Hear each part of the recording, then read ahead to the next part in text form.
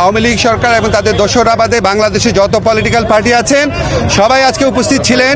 নানান কেমন আছেন সবাই? Welcome to another video. So guys, আজকে আপনাদের সাথে যে বিষয়টা নিয়ে আলোচনা করব সেটা হচ্ছে যে গত 5ই আগস্ট বৈষম্য বিরোধী ছাত্র আন্দোলনের পরে বাংলাদেশে যে আলোচনা হয়েছিল, বিভিন্ন ধরনের আলোচনা সমালোচনা, আর সেটা একটাই বিষয় ছিল, বাংলাদেশে যতগুলো রাজনৈতিক দল ছিল সবার একটাই আবদার ছিল যে অন্তর্বর্তীকালীন সরকার তিনি যেন বাংলাদেশে যতগুলো রাজনৈতিক দল আছে তাদের সাথে আলোচনা করে এরপরে দেশ সংস্কারের কাজ ধরেন বা দেশের যেই উন্নয়নমূলক কাজগুলো করবেন তাদের সাথে আলোচনা করার পরেই যেন এই কাজগুলো ধরা হয়, এরকম একটা আবদার বাংলাদেশে যতগুলো রাজনৈতিক দল আছে তাদের সবারই ছিল।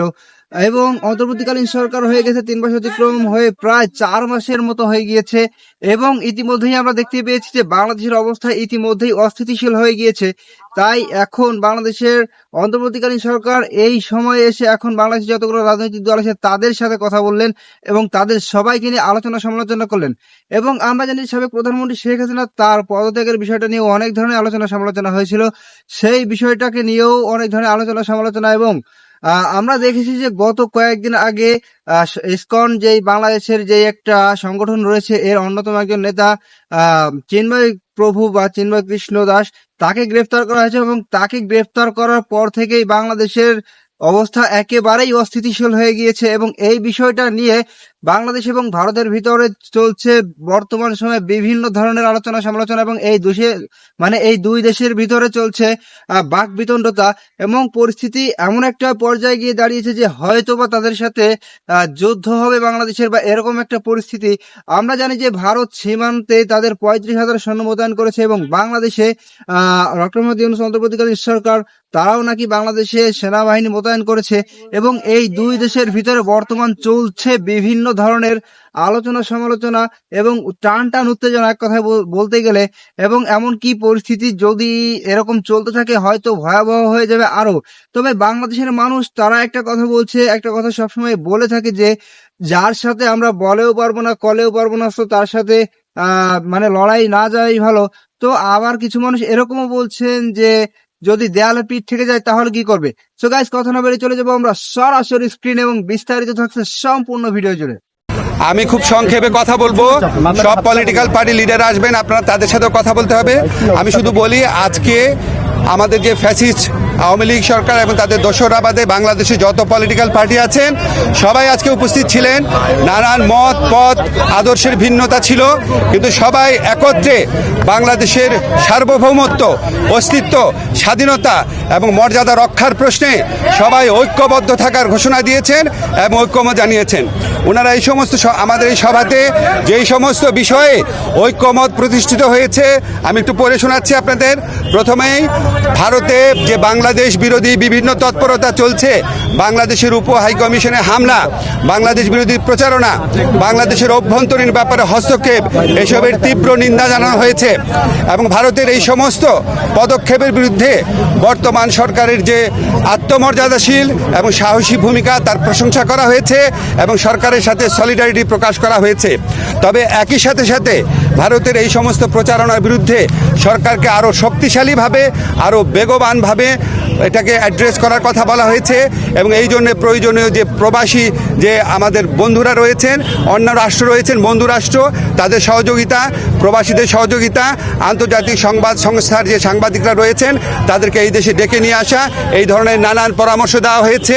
এবং আমাদের কমিউনিকেশন স্কিল এবং ইন্টারন্যাশনাল লিগাল স্কিল বাড়ানোর পরামর্শ দেওয়া হয়েছে। আমাদের একই সাথে সাথে ভারতের সাথে বাংলাদেশের যত চুক্তি হয়েছে গত 15 বছরের ফ্যাসিস্ট শাসন আমলে সেটা প্রকাশ করার দাবি করা হয়েছে। এবং একই সাথে সাথে রামপাল সহ বাংলাদেশের জন্য ক্ষতিকর যে সমস্ত চুক্তি আছে সেগুলি বাতিল করার দাবি করা হয়েছে। বাংলাদেশের প্রতি ভারতের যে অর্থনৈতিক নিপীড়ন, যে সাংস্কৃতিক আধিপত্য প্রতিষ্ঠার চেষ্টা, অভ্যন্তরীণ ব্যাপারে নাক গলানোর চেষ্টা, সেটার নিন্দা জানানো হয়েছে এবং ভারতকে বাংলাদেশের প্রতি মর্যাদাশীল আচরণ করার, সৎ প্রতিবেশী সুলভ আচরণ করার আহ্বান জানানো হয়েছে। আচ্ছা, আমাদের এই পরিস্থিতি মোকাবেলায় ভারত বাংলাদেশ বিরোধী যে বিভিন্ন প্রচারণা চালাচ্ছে, এই পরিস্থিতি মোকাবেলায় সকল সম্প্রদায়ের মানুষের ভূমিকার প্রশংসা করা হয়েছে এবং সাম্প্রদায়িক সম্প্রীতি যে কোনো উস্কানির মুখে অটুট রাখার প্রত্যয় ব্যক্ত করা হয়েছে। সবশেষে সবাই একটা জিনিস বলেছেন যে আমাদেরকে আর শক্তিহীন, দুর্বল, নতজানু ভাবার কোনো রকম কোনো অবকাশ নাই। যে কোনো ধরনের অপপ্রচারণা এবং উস্কানির বিরুদ্ধে আমরা ঐক্যবদ্ধ থাকব এবং আমরা আমাদের ঐক্য অটুট রাখব। আমরা সাহসী থাকব এবং আমরা যে কোনো ভবিষ্যতেও যে কোনো ধরনের প্রচারণা আসলে, যে কোনো ধরনের উস্কানি আসলে আমরা আমাদের ঐক্যকে আরও বেগবান দেখানোর একটা প্রচেষ্টা অব্যাহত রাখব। একই সাথে সাথে আমাদেরকে বলা হয়েছে, এটা প্রস্তাব আকারে এসছে যে আমরা যে গোটা জাতি এই যে ভারতের অপপ্রচারণার বিরুদ্ধে ঐক্যবদ্ধ রয়েছি, এই জন্য আমরা সবাই মিলে একটা সমাবেশ করতে পারি কিনা, সবাই মিলে একটা পলিটিক্যাল কাউন্সিল করতে পারি কিনা, এমনকি নিরাপত্তা কাউন্সিল করতে পারি কিনা, এই ধরনের প্রস্তাব আনা হয়েছে।